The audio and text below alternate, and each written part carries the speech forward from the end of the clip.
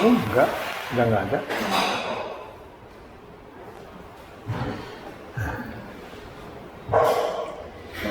Selamat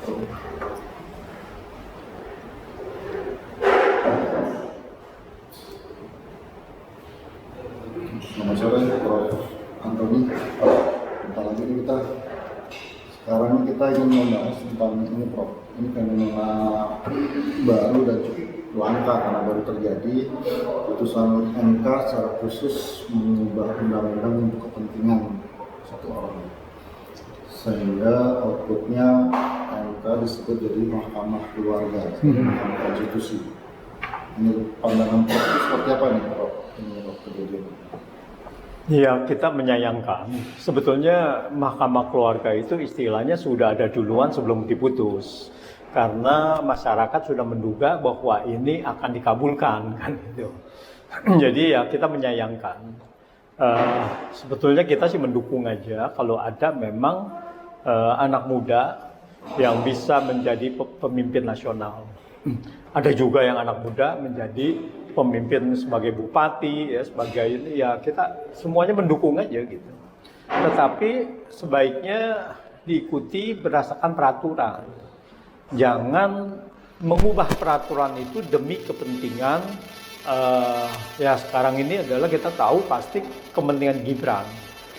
Nah jadi tuduhan-tuduhan itu kan banyak sekali. Kaitannya apa? Bahwa dengan Mahkamah Keluarga yaitu ketua MK-nya adalah pamannya Gibran, lalu presiden adalah bapaknya Gibran, dan adik iparnya juga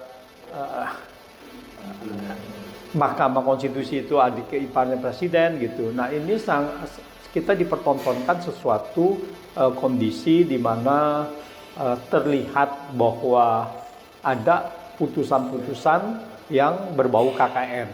Itu tidak bisa tidak. Itu adalah masyarakat menebaknya seperti itu, mengiranya seperti itu.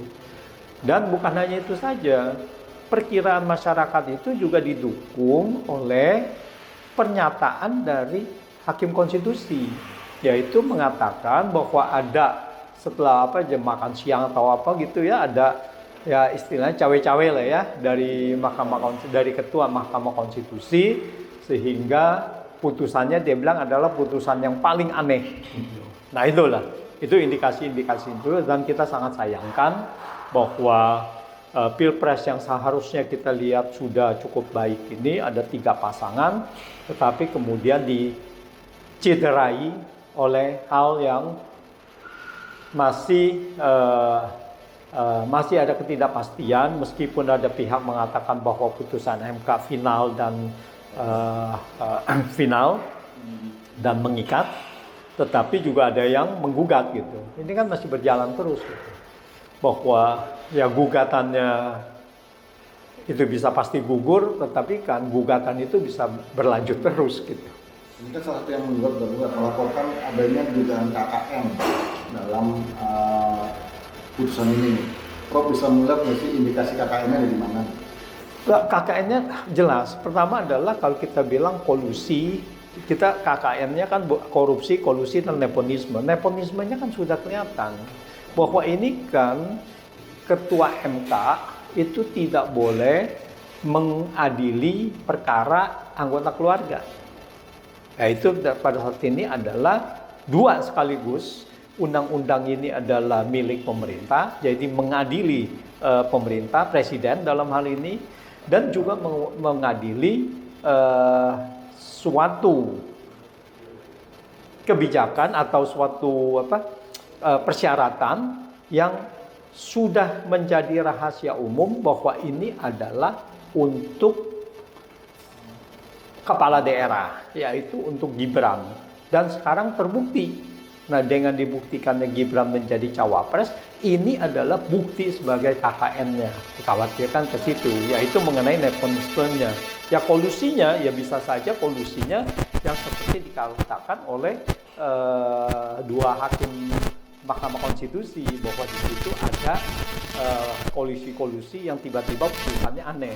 Dan jangan lupa ada 2 putusan yang sebetulnya menurut beberapa pakar itu harusnya dissenting opinion, harusnya berbeda pendapat gitu kan, bukan berbeda argumen, bahwa dianggapnya kan menyetujui tapi berbeda argumen. Nah, tapi tidak begitu gitu. Nah, ini juga menjadi persoalannya sendiri gitu. Jadi kalau itu dibenarkan bahwa dua hakim konstitusi mengatakan menyetujui, tetapi untuk kepala daerah setingkat provinsi atau gubernur gitu. Nah, berarti kepala daerah bupati itu tidak memenuhi syarat gitu. Nah, kalau kita melihat itu, jadi itu 6 yang menolak sebagai ada kepala daerah. Dan juga jangan lupa bahwa beberapa putusan ini adalah banyak juga yang menganggap bahwa ini melanggar konstitusi. Ya, pertama melanggar hukum, yaitu tidak ada legal standing. Terus kedua melanggar konstitusi, membentuk norma, melanggar wewenang DPR dan sebagainya gitu. Ini menarik kemudian dari Prof. Antoni kan sebelumnya artinya kejadian ini bukan KKN, kalau dari KKN pertama namanya dituduhkan ke keluarga Jokowi, namanya keluarga Presiden Jokowi. Sebelumnya Prof juga dikenal pernah mengungkap beberapa kejadian yang terindikasi KKN terjadi di sekitar keluarga Presiden. Bisa dijelaskan nggak? Kalau nggak salah ini adalah kasus yang dilaporkan kepada KPK ya. Iya. Nah, kalau kita lihat itu kan yang melaporkan adalah Ubedillah Badrun. Nah, di mana bahwa dia mengatakan bahwa itu menjadi sebagai ada namanya KKN. Nah, kita mempelajari juga, saya juga melihat dan bahwa di situ KKN-nya adalah dengan kasus kebakaran hutan. Dari kasus kebakaran hutan yang seharusnya adalah hukumannya cukup tinggi, ya, iya 9,8 triliun kalau nggak salah, lalu kemudian menjadi sekian miliar saja. Nah, ini adalah satu putusan yang bersalah, tetapi jauh di bawah tuntutan dari.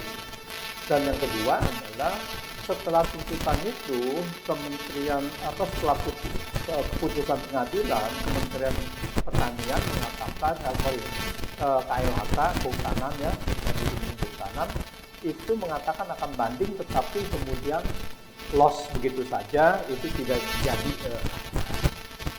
terlambat lah, ya, waktu dan sebagainya sudah lewat.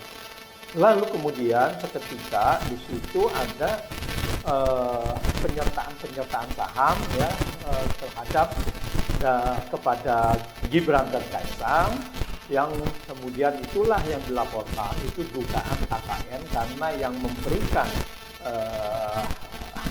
penyertaan saham itu yaitu dana-dana itu adalah dari grup yang dibacakan sebagai terpidana salah mengenai kebakaran hutan tadi, yaitu grup Sinarmas. Nah, inilah itu mengenai ini KKN yang terkait langsung dengan Gibran dan Kaisang. Lalu kemudian KKN ini juga kemudian berkembang, grup yang sama, direktur utama pada saat itu ya, ini lalu kemudian diangkat menjadi duta besar di Korea Selatan. Nah, belum petinggi-petingginya itu juga menjadi pemimpin pimpinan teras lah, tentu di IKN juga gitu. Jadi inilah dugaan bahwa ini KKN yang melibatkan langsung keluarga Jokowi. Dan kebetulan untuk yang itu adalah mengenai Sinarmas. Ya. Ada potensi yang lain ya, Iya, bisa saja mungkin. Jadi kemudian ini closing terkait dengan bahwa faktanya saat ini MK ini dianggap sudah terinfeksi kriminasi Presiden Jokowi dengan presidensi Cawapres. Nah, ini kan kita juga memahami kalau MK ini juga sebagai faktor penentu dalam senjata pemilu.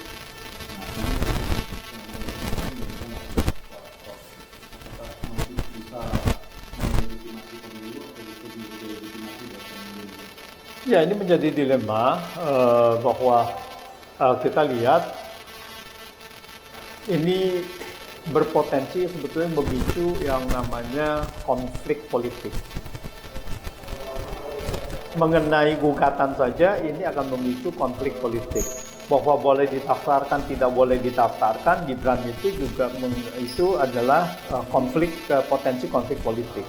Bahwa sekarang memang didaftarkan, tetapi nanti kalau ada yang menggugat terus, itu nanti keabsahan dari pada satu saat kalau itu dimenangkan, berarti ini semuanya batal kan gitu kan. Ini konflik politiknya sangat tinggi. Karena kita saat ini adalah menghadapi krisis konstitusi itu, yaitu di mana konstitusi kita itu adalah tidak bisa memberikan jalan keluar terhadap kondisi politik tertentu. Nah, sehingga kalau kepercayaan kepada Mahkamah Konstitusi ini adalah salah satu krisis konstitusi yang harus segera ditata kembali. Ini masalah yang sangat serius kalau kita sudah bicara, bukan bicara hukum lagi kita, bicara konstitusi yang teratas ini yang dijadikan sasaran sebagai untuk kepentingan pribadi itu. Nah ini sangat disayangkan, sangat bahaya sekali.